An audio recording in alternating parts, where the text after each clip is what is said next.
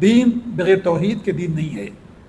اگر توحید نہیں ہے ان کے پاس، اس کے پاس دین نہیں ہے گویا کی، کیونکہ اساس اور بنیاد ہے، یہ جڑ ہے. یہ تو سب سے زیادہ اہل سنت والجماعت سلف صالحین کے منہج پر قائم رہنے والے لوگ سب سے زیادہ وہ توحید خالص کی طرف لوگوں کو بلاتے ہیں. اس کی بنیاد پر لوگ ہمیں تانا بھی دیتے ہیں. یہ تانا نہیں ہمارے لیے منقبت ہے، یہ ہمارے لیے فضیلت ہے. پورا قرآن توحید سے بھرا پڑا ہے. امام ابن تیمیہ فرماتے ہیں کہ پورا قرآن توحید ہے، شروع سے لے کر کے آخر تک قرآن توحید ہی توحید ہے. یا تو وضاحت کے ساتھ شرائط کے ساتھ صرف توحید خالص کا ذکر ہے، شرک سے منع ہے، یا تو جو لوگ توحید پر ایمان لائے، اللہ پر ایمان لائے، اس کے لیے اچھے وعدوں کا ذکر ہے، یا جو لوگ توحید نہیں مانے، اللہ پر ایمان نہیں لے کر کے آئے، ان کے لیے جہنم کا ذکر ہے. یہ ساری کی ساری چیزیں توحیدی کے خاتے کے اندر آتی ہیں. اس لیے توحید اصل الوصول ہے، سب سے بڑا فرض ہے. اور توحید کے علاوہ جتنے بھی اسلام کے ارکان ہیں، فرائض ہیں، واجبات ہیں، یہ سب توحید کے تقاضے ہیں. یہ نماز پڑھنا، روزہ رکھنا، زکوٰۃ دینا، حج کرنا توحید کے تقاضے ہیں. یہ اصل چیز توحید ہے. اصل الوصول، افرد الفرائض، اوجب الواجبات.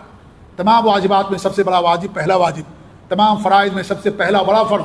تمام اصولوں کا وصول، اہم تمام چیزوں میں سب سے اہم ترین چیز توحید ہے. یہی اصل ہے میرے بھائی. اور یہ سب نماز روزہ پڑھنا یہ اس کے تقاضے ہیں، یہ بھی ضروری ہے. لیکن اگر انسان کے پاس نماز روزے تو ہیں لیکن توحید نہیں ہے، وہ جنت کے اندر نہیں جا سکتا ہے، کیونکہ جو اصل بنیاد ہوئی چیز اس کے پاس موجود نہیں. تو اللہ رب العالمین کی خیر خواہی سب سے مقدم ہے، سب سے اہم اللہ رب العالمین کی خیر خواہی. اللہ ہم سے کیا خیر خواہی چاہتا ہے؟ کہ ہم اللہ کو کوئی فائدہ پہنچا سکتے ہیں؟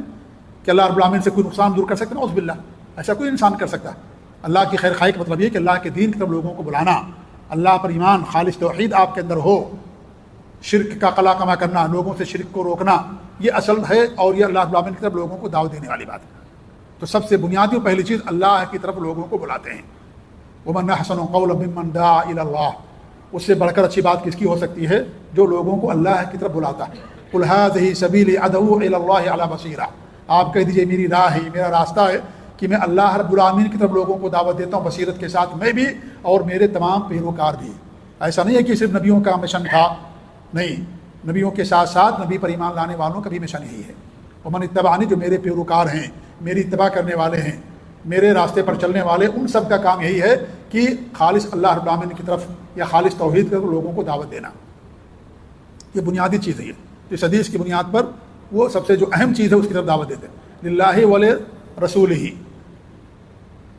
اللہ کے رسول کی طرف لوگوں کو بلاتے ہیں، کیونکہ رسول پر ایمان بھی، اس کے بغیر کوئی انسان مومن نہیں ہو سکتا ہے. اگر انسان کا تمام چیزوں پر ایمان ہو اور ہمارے نبی پر ایمان نہ ہو تو انسان مومن نہیں ہے. حتیٰ کہ جو انبیاء گزر چکے ہیں ان نبیوں پر میں سے کسی کا اگر ایمان نہیں تو بھی مسلمان اور مومن نہیں ہو سکتا ہے. اگر کوئی تمام نبیوں پر ایمان لائے اور ایک نبی پر ایمان نہ رکھے وہ مومن نہیں، مسلمان نہیں. تمام رسولوں پر ان کا ایمان ہوتا ہے. تو رسول کی دعوت کی طرف لوگوں کو بلانے کا مطلب یہ ہے کہ رسول پر ایمان لانا، ان کی سنتوں کی طرف لوگوں کو بلانا، جن چیزوں کا انہوں نے حکم دیا ان پر عمل کرنا، جن چیزوں سے منع کیا ان چیزوں سے رک جانا، اور اللہ رب العالمین کی عبادت نبی کے طریقے پر کرنا. کیونکہ ہم عبادت اللہ کی کرتے ہیں لیکن طریقہ نبی کا ہوتا ہے. نبی کی اطاعت، اللہ رب العالمین کی عبادت، نبی کے طریقے کے مطابق اللہ رب العالمین کی بات ہوتی ہے. لا الہ الا اللہ محمد رسول اللہ کا مطلب یہی ہے کہ بات اللہ رب العالمین کی، طریقہ نبی صلی اللہ علیہ وسلم کا. اگر اپنے طریقے پر اللہ رب العالمین کی بات کریں گے وہ بات اللہ تعالیٰ کے قابل قبول نہیں ہوگی. اللہ تعالیٰ اس بات کو قبول نہیں کرے گا.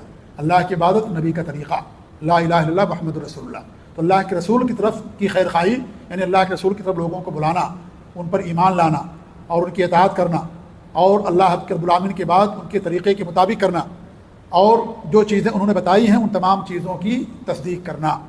ہمارے لیے جو کچھ بتایا ہے، قیامت سے پہلے کیا چیزیں ہوں گی، جنت کے بارے میں بتایا، جہنم کے بارے میں بتایا، قبر کے تعلق سے بتایا، قیامت سے پہلے جو نشانیاں بیان کی، ان تمام چیزوں کی تصدیق کرنا، ان تمام چیزوں کو سچ ماننا، یہ بھی اللہ کے رسول پر ایمان یا اللہ رب العالمین اللہ کے رسول کی طرف بلانے میں یہ چیز بھی شامل ہے.